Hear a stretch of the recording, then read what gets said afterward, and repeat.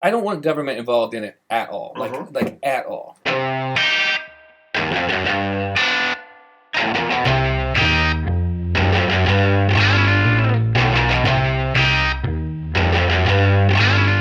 It's Saturday, October 5th, 2019. Trump tweets out congratulations to China on the largest mass murder in history. Democrats once again want to ban advancement. We're going to talk about renewable portfolio standards, Julian Castro's call for nuclear energy ban, and when global cooling was the big worry. And also maybe someday we'll try a free market. We're going to talk about the International Price Index for drugs. Indeed. And we've got a couple of other things that time permitting we'll take a look at. All right. Welcome to the Libation Station. Welcome back to the Libation Station for our longtime viewers. This is the Barney and Clyde show, episode 16. Sweet 16. Yes, you bet. Coming to you fortnightly and forthrightly. Yes, delivered fortnightly and forthrightly from here at the Libation Station. Nested inside Casa del Pronto 2.0. Yes, for anybody who's just now joining us, and our viewership is ever expanding. Clyde here is a libertarian, and I am a conservative, and there's a lot of Venn diagram overlap of that. We both agree that the primacy of human freedom is got to be front and center in any discussion of public policy or culture or foreign policy or anything else. There's some things that fall outside of that, and it always makes for interesting discussion. Indeed, it does. Yeah. I was looking, Clyde, over what we came up with for today's lineup, and I thought, how gratifying that we won't have to talk about either of the two most embarrassing clowns on the national radar right now. We are going to have to talk about one of them. I think we can get through the hour without talking about Adam Schiff at all. I mean, because everybody else is just beating that to death, and I don't see, fortunately we've got a number of other things. Yeah, let's bite into some deeper meat and see what the other guy, the other most embarrassing clown on the national plate, Donald Trump. He's going to figure into two of our three segments today, and we might as well use his tweet of the other day as our launch into our first topic here. The segment is entitled "Dictatorships in Suits Don't Fool Us," because in recent years, with ever greater economic ties with China and diplomatic rapprochement and so forth, we've come to see them, and our business schools are filled with young Chinese people, and they're their keen interest in being part of at least the international business community is noteworthy indeed. But so the business attire and fancy cities along the coast, Shanghai and Beijing and so forth. But the nature, I think, just in the last maybe even year or two, we've started to see that the essential nature of the Communist Chinese regime has not changed since 1949 when it came into power. Yeah. Or even the years previous to that when Mao was formulating the theory that he used to implement that revolution. Back to the launching point, 1949. It's now 1969, and so the other day, the very stable genius, a.k.a. Donald Trump, sent out a tweet saying, congratulations to President Xi and the great Chinese nation on its 70th anniversary of its current iteration. Mm-hmm. And just I don't know. Maybe I don't know. No, your instincts are exactly right, Clyde. My instincts tell me, on one hand, I kind of... It's a moral abomination for him to congratulate. Yeah, I think that it's often overlooked, and this has been brought up a few times recently, and I'm really glad that people are talking about it. But the Chinese Revolution and Maoist regime that followed afterward brought to the world more death and destruction than I think anything. Than Hitler or Stalin or 4 to 5 times more than Hitler. Yeah, double Stalin probably. Yeah, we're talking about upwards of. I've heard numbers as high as 60 to 100 million people, but the base level is 35 to 45 million that you see. Isn't that enough? You bet. And in his view of the pragmatics of revolution, Mao was, as cold and ruthless as any dictator that's ever come along. And let's see, 1949 was the revolution. Well, 9 years later, things just weren't happening too much. So the Communist Party of China implemented in 1958 the Great Leap Forward, which was the collectivization of agriculture. And it was an utter disaster. Large internal resources were diverted to the use of expansive new industrial operations, and which didn't produce much, and the agriculture sector was deprived of greatly needed resources, and it resulted in a famine, and it was just awful. And the interesting thing is, it kind of brought about the beginning of the end of Mao's absolute power, because he began to get criticized in Communist Party gatherings long about 1962, after this thing been in place for 4 years and was shown to be a complete disaster. And that's why Lin Biao, the head of the People's Liberation Army, began to amass some power. And Mao continued, in a titular sense anyway, through the end of his life as the leader of Communist China. But he... there were others. Deng Xiaoping began his rise during that period of time. Well, Mao, though, in order to counter what that was doing, in 1966 he launched the Cultural Revolution, and he declared there are still outposts of bourgeois sensibility in our country, and artists and intellectuals and people doing private business, and journalists are trying to impede our revolution. And so he turned loose. He actively encouraged college students to form militias, form armed gangs, and they went into every place from factories to office buildings to university administrative offices, and upended the place. And amazing. Yeah, and it's amazing that modern people can have sympathy for it. And Cultural Revolution factions within the army hauled people off to re-education camps, and it got to the point where people who wore glasses were suspect because it's very similar with what happened in the Soviet Union when they sort of ran out of the bourgeois or the bourgeoisie in their eyes. They had to go lower on the totem pole, you know what I mean, and start rousting the sort of middle class, and people that had things were the farmers, and so they started stamping out the farmers, which shot themselves in the foot because they killed or sent off to the gulags all of their good food-producing people, you know? Yeah. And I think in China, they had, it just comes down to central planning versus letting people... which figures into all three of our seek segments their own today. fortune. Yes. Absolutely. And it's the primacy of human freedom. That's why you and I harp on this so much. Excuse me.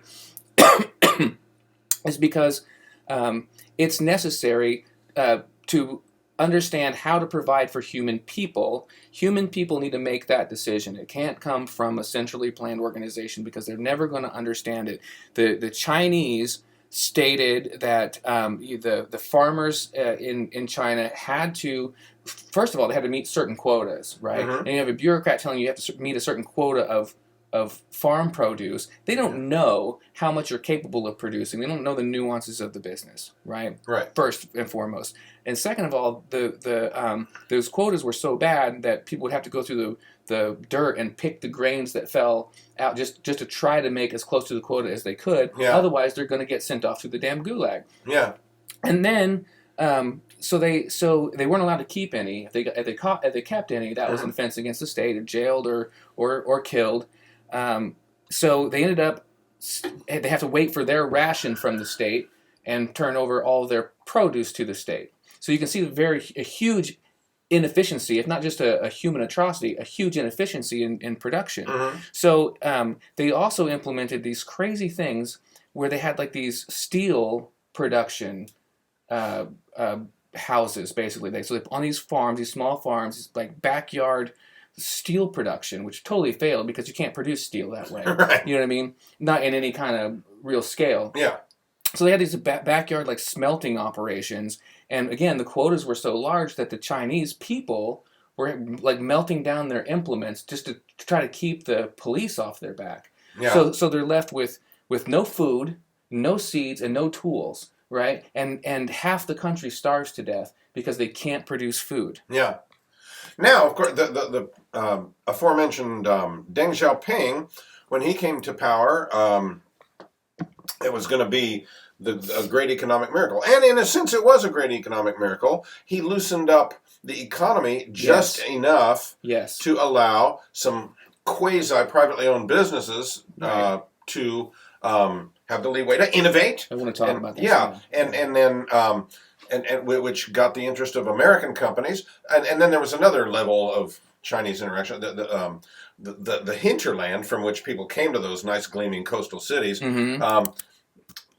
The hinterland folks streaming into the coastal cities in China were perfectly willing to work for not very much money at all. And so that's where we got the big factories that make things like Nike shoes and Apple watches and yeah. So it's really fascinating to me because the one thing that's crazy about the 70th anniversary of the cultural or the Chinese Revolution, and the rise to power of the Communist Party in China, is that that marks 1 year longer than the Soviet Union made it, right? So good point. Yes, and it's to me ironic that the way that was enabled is the fact that they opened up to markets. And I think that there is nothing more scary than the fact that a communist regime, and one that honestly was very, very brutal. Yeah. You know what I mean? It might continue to be, but certainly was very brutal. Understanding that harnessing markets gives it great power. And that power, they're seeing now that power getting trickled down to the citizens might not be the best thing. Yeah, for those in charge. Which is why you're seeing stuff like this social credit system. Yes, where your social media activity is monitored, your financial transactions are monitored, any associations and affiliations you have, clubs you join, things like that, to determine your social credit rating, which will qualify you for career advancement or advancement in prestigious Communist Party organizations, or your ability to move around the country freely, leave the country, things like that. Go study business in some American business school. And it ties you back to one of the critiques of capitalism is that it's sort of it can be a meritocracy in a pure form. It could be a meritocracy where the highly capable rise to the top, and then other people are left behind. Yeah, and that might be fair in some degree. There's going to be people who are left behind. Yeah, but it's just it still shows you that the Chinese, that Communist Party, are still using the meritocracy format. Yeah, they're just dictating how the merits are distributed. Exactly, and that's terrifying. Yeah, and then there's just some good old totalitarian dictatorship stuff that still goes on. Christians and members of the Falun Gong, which is a meditation society that got started in China, and the Uyghurs, which is a Muslim ethnic minority over in Western China, are all being persecuted to the point of being sent off to gulags and tortured and things like that, and that's going on still today. Yeah, I think they've let up on their forced abortion policy, at least to a large degree, because it was turning out badly. They're depriving themselves of a future workforce through it. Yeah, that's some terrifying stuff. But this is the regime that the VSG decided. VSG is Barney's code name for the very stable genius, aka Donald Trump. AKA Donald Trump. Yes. Yeah. So, I'm just going to point out your nicknames as we're going on so that people know who we're talking about. And I don't want to make this a topic today because, but unto itself anyway, it's going to arise in this and in another situation a little bit later. There's just the whole issue of whether conservatives ought to get behind Trump is something that, for me as a conservative, comes up all the time. As a matter of fact, I don't think I've told you. I'm pretty sure I lost a Facebook friend recently over it. Yeah, just one. You're doing all right, man. Yeah, and it's a shame because he's a good guy, and you know, that's the only thing that came between us. We agreed on pretty much everything else in this world. But the point being that right during the 2016 campaign cycle, and then shortly after the election, it was all over the place. You know, what are people who still find Trump objectionable gonna do? And you know, and we were labeled never Trumpers and derided and all that. And there was on the side of those who found Trump objectionable but were still conservatives, there was some, you know, just disbelief. I can't believe these people. It kind of quieted down as things, for one thing, as some good developments came along. Deregulation, pulling out of the Paris Accord, judicial appointments, things like that. But it's rearing its ugly head again big time now, partly because we're going into the next election cycle, but also this impeachment business and just the guy's tweets like this. Yeah. Once again, we're seeing, and this conservatives who think who are in his fan club, he is not a consistent conservative. He does not make policy moves that please conservatives because he's principled and consistent. He makes them because somebody who got his ear and said, "Yeah, Chief, this will make you look like a winner." Right. That's why we get any good things out of him. It's just a matter of getting the right people around him. You know? Yeah. But he seems to want to surround himself with the wrong people. I mean, I think that he was doing pretty well when he was golfing with Rand Paul a lot. Yeah. You know. Yeah. I guess they're not doing that so much. It's too bad. But and even within this China thing, I mean, he the tweet a while back about who do you think is a bigger enemy, the head of the Federal Reserve or President Xi? You know, there was no need to call the head of the Federal Reserve. We're outside the diagram there. Okay. I would consider the Federal Reserve a bigger threat than the Chinese. Oh, all right. Yeah. Okay. But still, I mean, to put it in the same type of category as an enemy as President Xi, maybe you're still. But anyway, let's give me some time to bake that one. All right. We'll come back to it. But there's that, and when characterizing Xi as an enemy in that tweet, when just quite recently before that, he talked about what a great working relationship he has with Xi. He's all over the map. On any given day, somebody's either his beautiful friend or his enemy, depending on the last. But he's a politician, and they're always full of shit. You know what I mean? Yeah. So maybe he's just politician full of shit, and no more. You know what I mean? Like, listen to Elizabeth Warren or anybody else. They're just telling people what they want to hear. There's some of that. And there might be some art of the deal stuff happening there. Like, you know, maybe he needs to butter Xi up a little bit once in a while. Maybe he needs to back off his, you know, whatever. And you know, and maybe he just walk across to North Korea and shake the guy's hand and say, let's figure this out. You know what I mean? And maybe you say, congratulations on your holiday. And maybe that doesn't mean necessarily, I don't understand it and I don't agree with it, but it's important to you, and diplomacy with you is important to me. So congratulations on your big event. You know, save me a hot dog. But I don't know. I mean, but it feels really icky to say congratulations when you're standing on top of 45 million corpses. Yeah. Yes. There's that to consider. Yeah. So. And then there's one more component, which, and I don't want to get too far into this, but you know, now he's kind of leaning on, or he's doing what he can to indicate to the Xi regime that it ought to look into Joe Biden and Hunter Biden connections,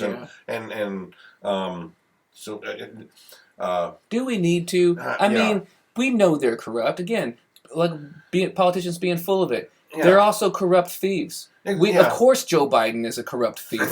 We knew that already. Yeah. He's in Washington. Yeah. Right. It's not hard to put that together. Yeah. You know, you're not going to have to look. You're not going to have to peel the onion back very far to find Republicans and Democrats who are totally corrupt. Yeah. I guess my bottom line, the only thing is that Donald Trump, as in so many things, he is not the general to lead us into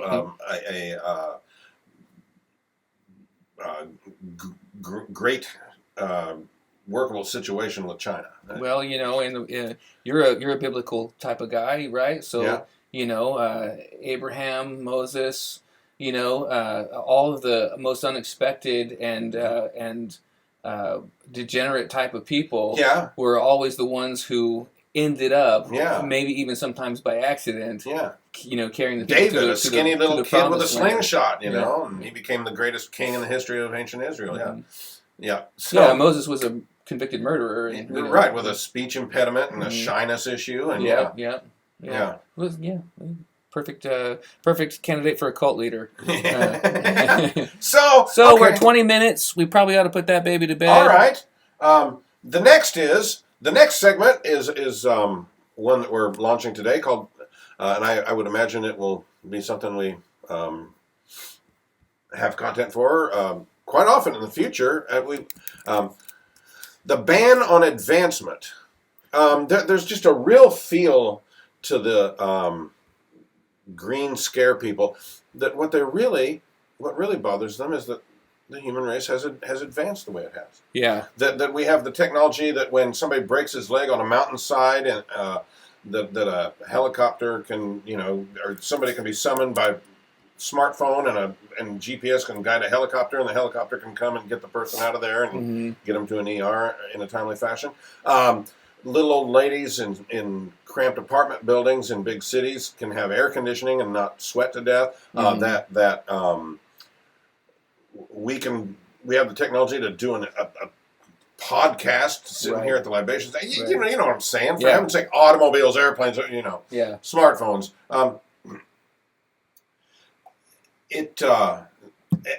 Everything that makes our life convenient, safe, and comfortable is a result of the exponential leap in human advancement over the last 200 years.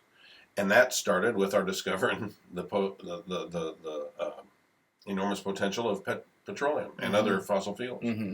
And early ways of extracting it and processing it were somewhat dirty, and they polluted our air, and we're aware of that. Right. But they were very dirty. Yeah. Modern iterations of that are somewhat dirty. Yeah. Okay. Wouldn't you say? Yeah. Although, I mean, the United States, once again, compared to, say, China or other emerging large countries like India, Brazil, we've got our air is far cleaner than I think that's an important point, is like when you say something is something, you have to say compared to what? Yeah. Are we comparing ourselves to China or India? Are we comparing coal against natural gas or against biodiesel, or what are we talking about, and what are we trading off? Yes. Now, okay, and with regard, we can talk about clean air. We can talk about cost of this and that. But I think all three of the things we're going to look at in this segment come down to our basic point. Which is that human freedom is at stake in these things. The first being renewable portfolio standards. What that is, there's 29 states now. Of which our home Indiana is not one. Yeah. There are 29 states that have renewable portfolio standards. And the idea, it's kind of like the Obamacare mandates, you will buy insurance. You will get X amount of your energy from renewable, quote unquote. Right. In other words, play-like sources instead of normal people sources. There, I said it. Yeah. Wind and solar, which depend on most of the time. You can't get the windmill blades to turn, and you can't build up a solar energy in your panel, and you need backup. Yeah. And you need petroleum products to provide the energy to make the panels and the windmills. Yeah, that's right. Yeah. And I see very little sort of total cost of ownership stuff. They don't. They assume that everything renewable is also that equals clean, zero emissions, that kind of thing. Yeah. But that wind turbine has to be manufactured, right? All the little components have to be scrubbed and heat treated, and the chemicals to do that have to be trucked in, and all that kind of stuff. And then it has to be carted out there and assembled and maintained. And I've read that the carbon footprint, excuse me, of windmills, they say it pays back in like 5 to 8 years or so, and that's good. It seems to be a net win over coal when you can give it to long term, and when the market is free and there aren't these other factors that skew the results. But the idea that government could tell a utility company, well, a utility company is a public service. Yeah. It's still a privately owned company. It has stockholders. It's a government protected monopoly is what it is. Yes. But even within that, it's still, Duke Energy, Verizon, or Vectren. These are privately held companies, private organizations. The idea that they put out a particular kind of product, and the idea that government would say, you've got to get a particular percentage of your power from these sources. That may not, excuse me, that's not what we want to do. That's not the business model we've come up with. And a good or service is worth what buyer and seller agree that it is worth, period. Old Uncle Barnes' first law of economics. You bet. So I don't want government involved in it at all, like at all. I realize that they're going to be involved. So I don't really have a problem if they want to offer some kind of incentive, like, okay, you get a tax decrease by X percent or X dollars if you can hit certain targets, right? Yeah. Okay, good. Because maybe they'll hit those targets. Maybe we get cleaner air. Maybe we get a reduced cost. Maybe on both those fronts. But if they want to shoot for those goals and offer that incentive, I'm not going to die on that hill. Okay. You know what I mean? I think it'd be a much better way to go about it than saying you must get to this level, this metric, and all the poor people who can't afford your product anymore be damned. Or we'll have to subsidize them because they're priced out of the marketplace. Yes. So now we have to use more public money and more public resources that should be going to other places in the economy to cover those people because we've made their lives worse.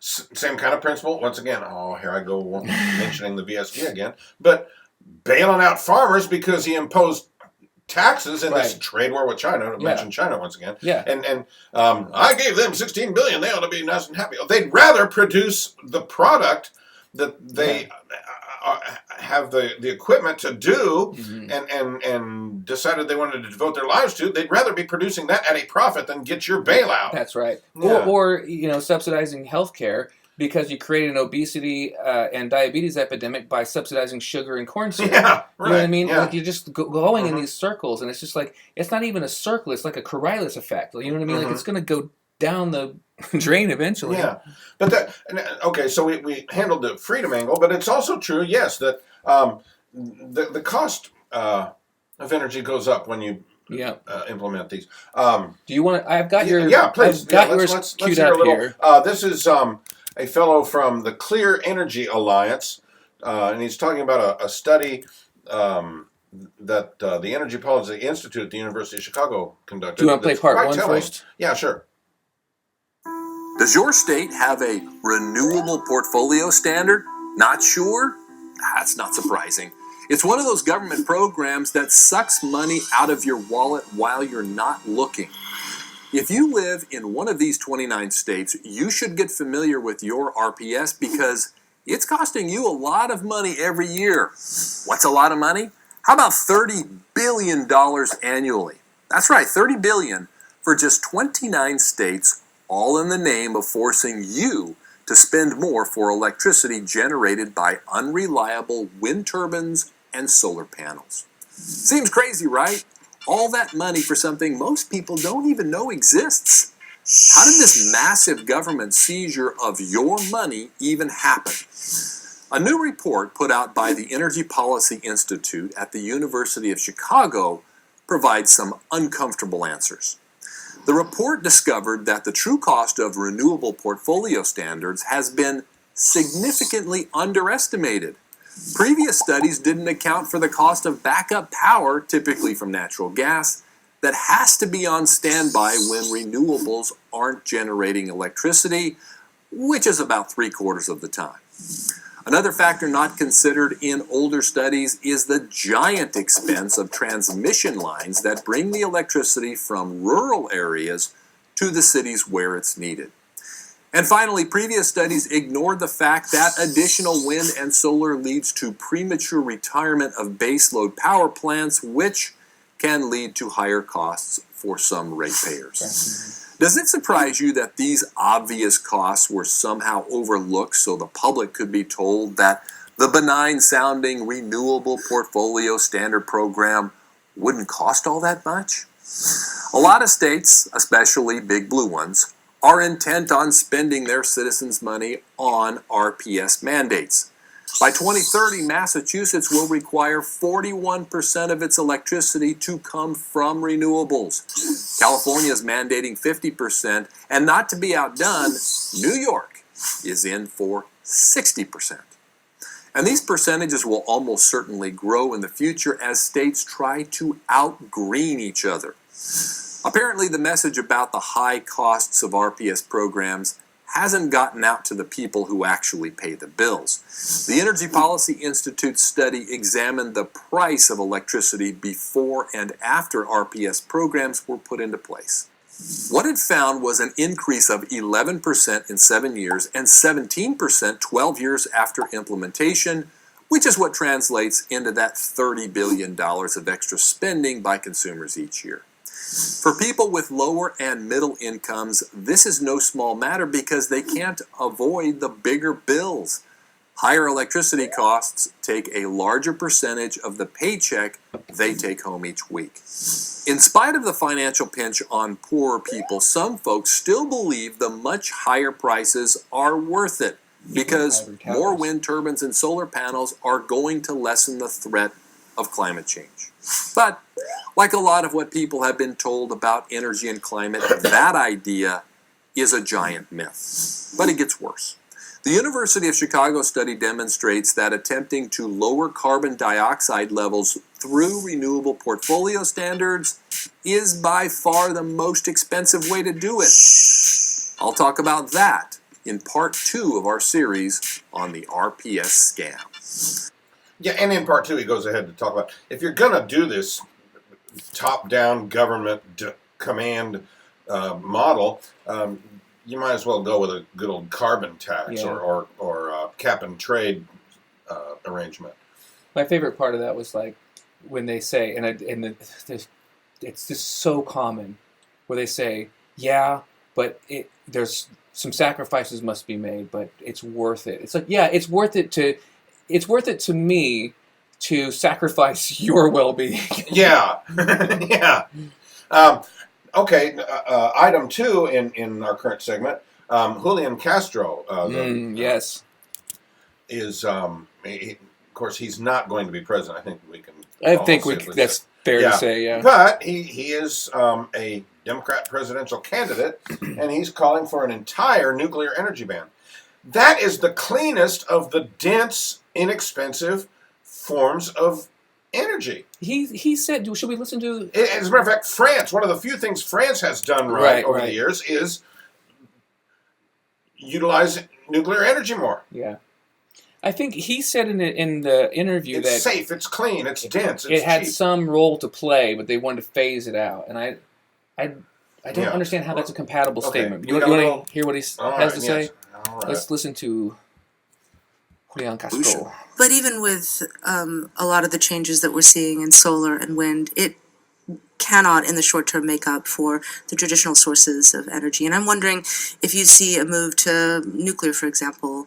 Are there other places where we should be looking for our energy that might not be coal and oil and gas? Well, absolutely. We need to move away from coal, oil, and gas and phase out nuclear.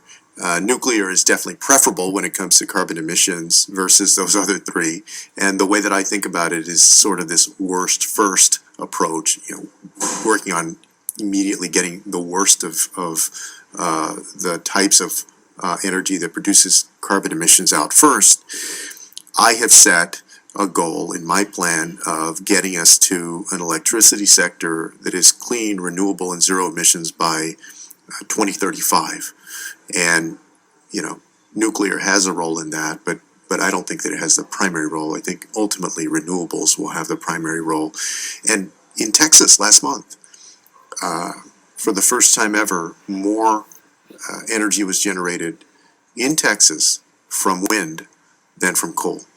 So this is already happening, and we do need improvements in things like battery storage for wind and solar. And so, yes, we're not completely there yet, but we're moving there very rapidly. Solution. But even with... Okay, so Mr. Castro says that Solar power surpassed coal. In Texas, Yep. yeah. So let me just share with you something that I looked into in this regard. So what did that actually mean? What did Texas actually do? So what happened, it appears, is that the wind production, and Texas is a really good place to do wind energy. I mean, you got lots of open area, lots of wind flow through. It's not hilly in a lot of the places, and it's not forested in a lot of the places. So you got a good place to have wind farms, and I'm all for those. But it turns out that the real story is that they compared wind versus coal, right? Yeah. And so coal's definitely getting some competition from the wind, but it looks like that coal got hit more by gas. Gas production gas consumption increased, replacing coal in some place, and it was neck and neck and neck. So also, let's see, they had. Okay, so the Electric Reliability Council of Texas, the numbers that they put out said it was more like 0.4% more. And so they already have the policy, which is the right policy, I think. You use the renewables, you run on renewables, and then you back up with fossil fuels when they're needed, and you smooth out the grid. But the competition against coal is coming from lots of different fronts, not just from wind. It's not like wind is laying the smackdown on coal. Yeah. You know what I mean? Right. Which I think it would eventually if you let them duke it out in the marketplace, being that coal is not that easy to extract. Wind is not that easy to extract because of the massive infrastructure. But once the infrastructure is in place, then it's easier to get. And I suppose a lot of climatistas would say that. I love that word. Well, that's exactly the point. Well, we need to front load an investment so that years later we can enjoy the reduced cost. Not if it means government making us do it. Right. I agree with that, because they're gonna mess it up. Yeah. You know what I mean? And they're gonna say, while they're sitting in their offices that aren't subject to the brownouts, that we're gonna have to put up with a few, some grid instability, and that's worth it. Here's a radical idea. How about if presidents or presidential candidates don't even concern themselves with what kind of energy we're consuming? Absolutely. How about if we don't have a Department of Energy anymore? Yeah. But out of my life. Exactly. Let people who consume energy and produce energy get together and decide what type and how much a unit of it costs. Yep. Let them come to an agreement as private entities. Yep. Yeah. Okay. Yeah. And people are going to sell their products, right? And if they've got this demographic of poorer people, right? Once they've satisfied or saturated the market in a way that, the people of higher incomes they're buying, they're already customers, they're going to have to move into other markets. And you see that happen.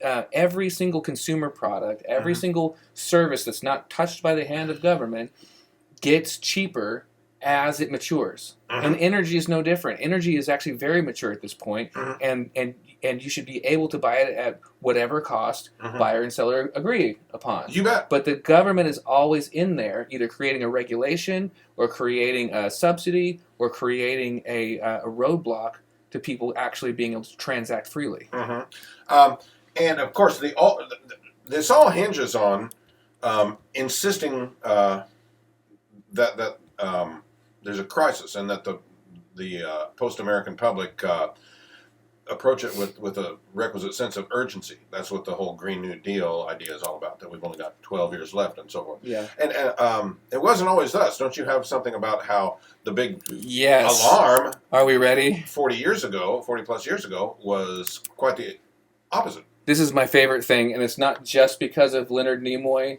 Okay. but it's heavily influenced. Okay. All right, let's go back to 1979. The data shows that average temperatures in the Arctic have fallen dramatically over the last 30 years. In most locations, the drop has been about 2 degrees centigrade. At that rate, the descent to Ice Age temperatures could take less than 200 years. It is not only the lonely Arctic that is cool. The whole northern hemisphere is growing steadily colder. There is little doubt that someday the ice will return. At least 8 times in the past million years, it has advanced and retreated with clockwork regularity. If we are unprepared for the next advance, the result could be hunger and death on a scale unprecedented in all of history. What scientists are telling us now is that the threat of an ice age is not as remote as they once thought. During the lifetime of our grandchildren, Arctic cold and perpetual snow could turn most of the inhabitable portions of our planet into a polar desert. I mean, isn't that fantastic? It is. Isn't that just? There's a couple more. There's Okay. one more short one with Leonard right. Nimoy, Sure. and then there's another clip I want to play, but we can have a little discussion first if you want. Okay. Oh wait, no, that's not the one. This one.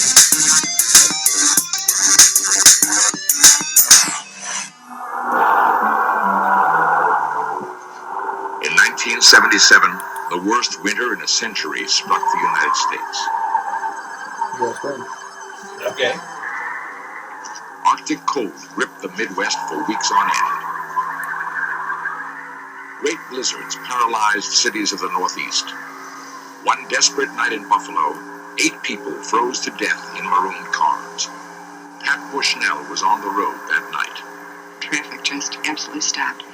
I was afraid of being stuck in the car all night long with the cold and the wind, running out of gas. And then what? I think that if we had to go through a real bad winter, just like we just went through, I think we'd have to think about moving someplace else. Move where? The brutal Buffalo winter might become common all over the United States. Climate experts believe the next ice age is on its way.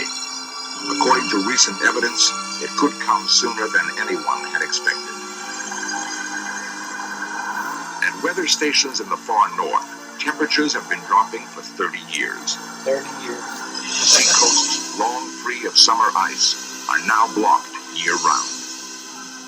According to some climatologists, within a lifetime, we might be living in the next ice age. In our lifetime, we might be living in the next ice age.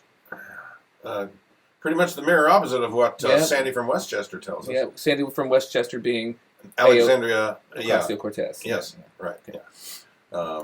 Because she was called Sandy in high school, and she's an architect's daughter from Westchester, one of the most well-to-do counties in the United States. The only way to sell the post-American public on the idea that they got to give up their freedom and turn all the decision-making about Right. energy consumption and production over to the government is to instill a sense of urgency. Yeah, a scare sense the of crisis. pants off of You them. bet, yeah. Yeah. Lie to them and scare the pants off. Yeah. Okay. And can we do one more climate thing here? Sure, absolutely. I mean, yeah. I think this is fun, and again, this clip is a little bit long, so I've queued it up to like 8 minutes, but I really suggest watching this video in its entirety. Okay. It's like 15 minutes long. I'll play about a minute to 3 minutes and of it. Maybe post a link to that video I will do that. on our I will do that. YouTube channel and our Facebook page and things like that. But I want to point out that this is from PBS. Okay. Public Broadcasting. A fairly supposedly a very objective outfit, but we know that they sort of lean left, right? Yes, we do. At least. And they put right here, spoiler, no, climate change has nothing to do with this. Okay? Okay. So, this is called Is an Ice Age Coming? A second What's the year on feedback that? cycle is equally important. 2016, sorry. Cooler oceans are better at absorbing carbon dioxide from the atmosphere, and so the Earth's natural greenhouse effect is diminished. There is an unfortunate combination of orbital properties that kickstarts this process. First, low obliquity means less overall sun at high latitudes where the glaciers start. Second, high eccentricity means one hemisphere experiences a bad winter at aphelion, further from the sun. Earth also moves slower at aphelion, and so those long cold winters are not counteracted by the short, warmer summers. And third, the precession of the equinoxes sends the glacier-prone northern hemisphere into a bitter aphelion winter while the eccentricity is high. So when does this happen next? Well, right now, obliquity is decreasing, and it'll bottom out in around 12,000 years. It's currently winter at perihelion in the northern hemisphere, but it'll have precessed completely to the bad situation in 10,000 years. So, over 10 to 12,000 years, all of that points to cooling. What about the 100,000-year eccentricity cycle that seems to define the overall cycle? Well, actually, we're just coming out of a peak in eccentricity. That should have been bad, and perhaps it would have meant that the upcoming cooling trend would bring the glaciers with it. However, we may have dodged a bullet. See, the recent eccentricity maximum was a sad little peak, and our orbit remained pretty circular. See, as well as the 100,000-year cycle, there's a longer 400,000-year cycle on top of that. Roughly, every fourth eccentricity peak is very low. That just happened, and the next peak will be weak also. We got lucky. We're in a long, stable, low eccentricity phase.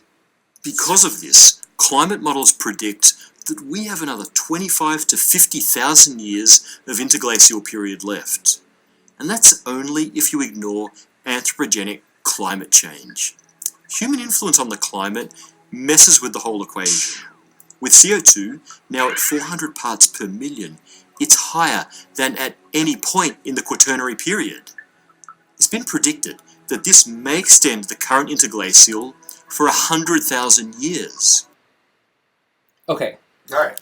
So, I just want to point out, okay, when people are saying, like, I'm with science, right? I'm with science. They're not talking about the elliptical orbit of the Earth. They're not talking about the fact that the Earth's tilt on its axis actually changes as it orbits. They're not taking into consideration that there's a 12,000, a 10,000, a 12,000, a 100,000, and a 400,000 year cycle that dictates how far the Earth is from the Sun at any one point in time, and how what the Earth's tilt is, and the pull of Jupiter on Earth and things like that. They're not weighing all those factors, right? And here we have a guy with a non-American accent telling, and I believe non-American accents, that there's a whole lot more to it than just, okay, a lot of stuff is coming out of the tailpipe and we're all heating up, right? There's way more to it than that,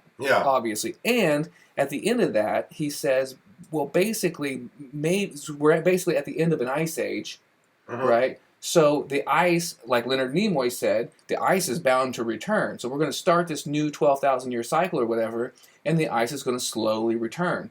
So we may be dodging a bullet from the fact that we've changed our climate some by heating it, because it's more conducive to human flourishing to be warm than to be cold. Yeah.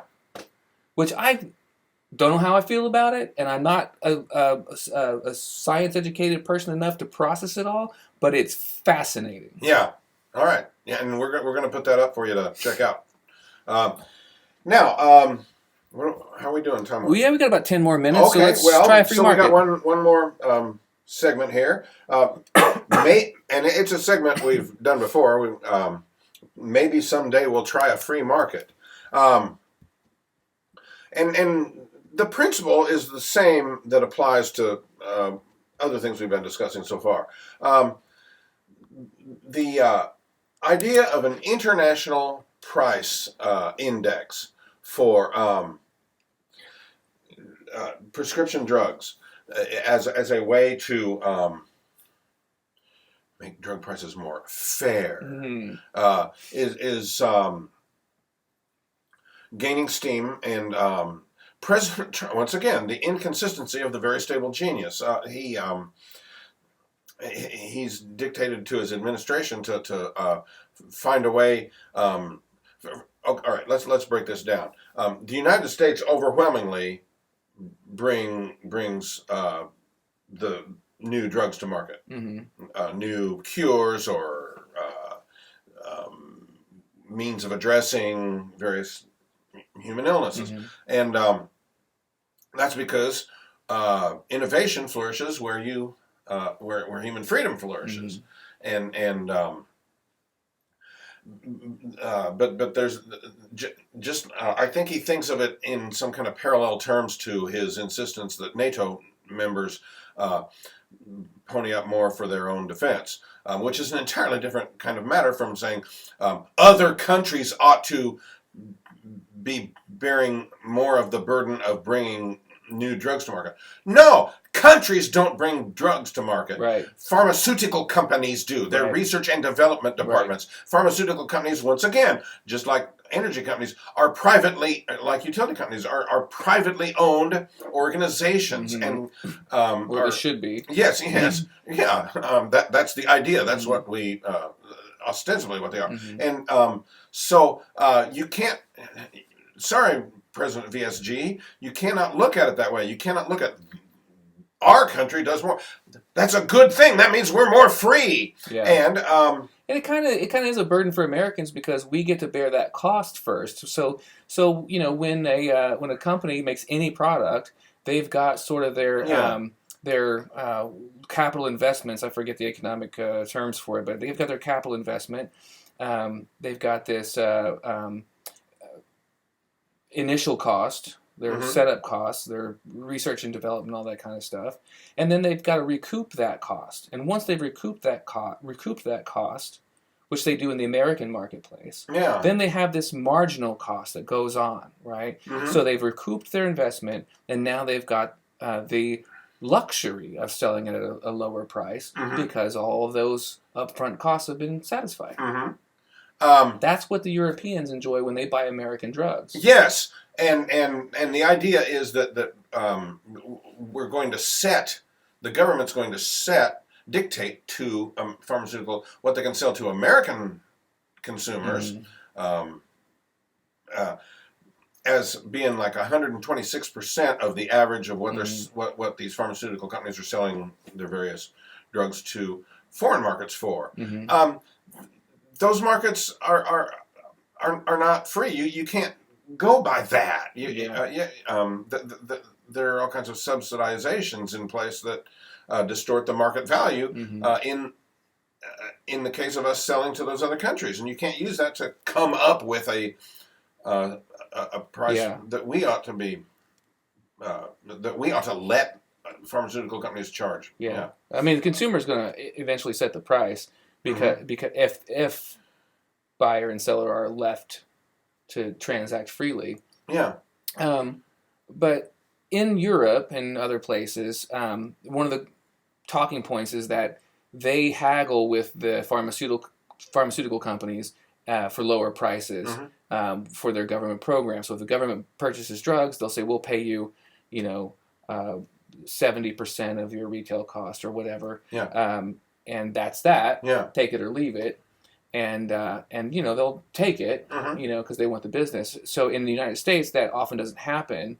They just ask, well, what do you charge for it? And then somebody in Congress writes their brother-in-law at the pharmaceutical company a check for, whatever they say the price is.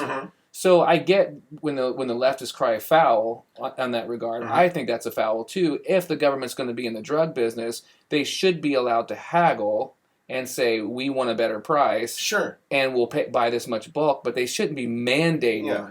Right. It's kind of the same principle. One of my day jobs is covering local government for a local media company. I go to city council, county commissioners, board of works, utilities boards, redevelopment commission, all that kind of stuff. And the way government works on that level, you need a road paved, you go out and get some bids from various contractor companies, and then you decide between them based on price. Price is obviously a very big factor, but also whether they seem equipped to do it and they got quality measures in place and all that kind of stuff. And that's a free market model. Government contracting for things on that basis. Yeah. Well, I'm not really sure the government should be involved. I don't know that the nation's healthier because the government gets involved in healthcare. No. As a matter of fact, I didn't say you said that. By the way. No. That's fine. Just like we were talking about the Department of Energy. I invite all our fine viewers and the world at large to kick around this idea. Okay. Get rid of the Department of Health and Human Services. Okay. When was it created? I think back, maybe in the Carter era or something, about the time you were born. We sure did go a long time without one. Yeah. And just like the Department of Energy, Department of Education, which is, I'm going to digress again just a second. We talked throughout this program about Trump not being a principled conservative. The principal thing that turned me on about Ted Cruz was his 5 for eliminating, or whatever he called it. Do you remember that? And 5 cabinet level departments, and he also had a list of 25 agencies, some within them and some standing alone. But that also, in my first month as president, we'd get rid of all these. Yes, you're not going to hear something like that from. But the main point, and back to the subject at hand, just leave our viewers with something to chew on here with regard to the current segment. The United States had access to 95% of the dozens of cancer drugs launched between 2011 and 2018. By comparison, Britain had access to 74%, Japan access to 49%, and Greece had access to 8% of these cancer drugs. Wow. You don't make drugs more available by dictating what the producer can sell them for. That's right, yeah. Yeah. And you don't do right by people by taking the ability for people to I don't want to say be charitable, but to form their own organizations.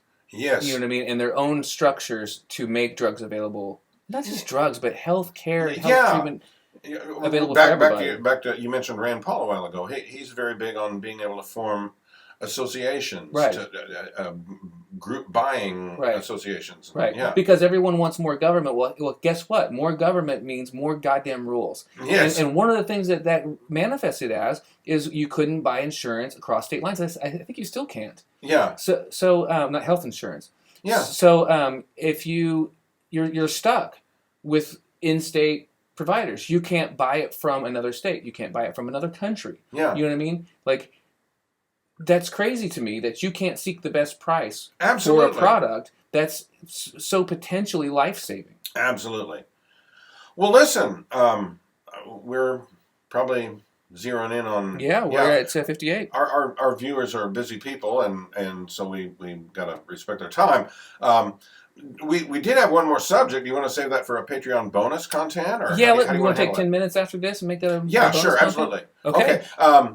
For those who are of a mind to go to our Patreon page and patreon.com/Barney and Clyde. Contribute a little.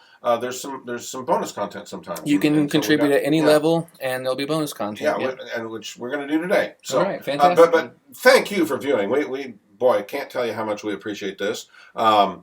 We'd love to hear from you. Please leave comments under the post of this on our YouTube channel or on our Facebook page. Email us. Yep, barneyandclydeshow@gmail.com. Yeah, feedback. We love feedback. And read Barney's blog at Late in the Day. Late in the Day. Yes, quickest way to get there, if you've never been, is Google Barney Quick Late in the Day, and bingo, yeah. And just in case, it is barney-quick.blogspot.com. Yes. And I post at least daily, sometimes more than that, and the little... Late in the Day, which I think it is. It's great stuff, and if you don't get enough Barney fortnightly, there's more to be had on Patreon and more to be had on Late in the Day. You bet. So, thanks again for watching. We'll be back in a fortnight, and until then, stay free. Stay free.